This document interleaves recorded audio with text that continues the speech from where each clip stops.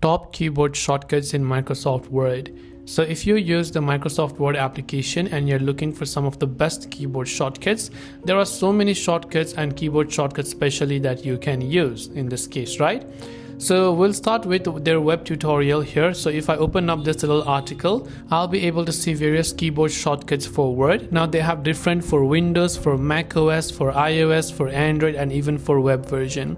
So since I'm using a macOS, I'll just use the macOS version. If you want to have this in detail, I'll make sure to drop the link to this in the description box below.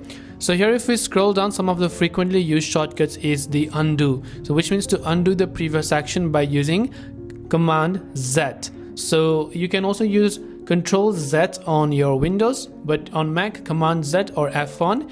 To redo the previous action if possible, then Command Y, which means to redo the undo. So if you undid something and you want to redo it again, then Control Y.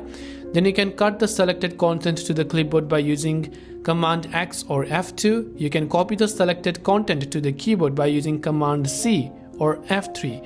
So this is Control C, Command C, and anything like that. To paste it, Command V or Control V. To paste the text only, Command Shift V. And to zoom in, Command plus sign. So Command plus sign you use. To zoom out, Command plus minus sign, and all of these other options that you can see, various keyboard shortcuts, and there are many more in this case as well. So I hope this video helped you out. If you have got any further questions, do feel free to leave them down below. As always, thank you for watching and see you soon in the next video.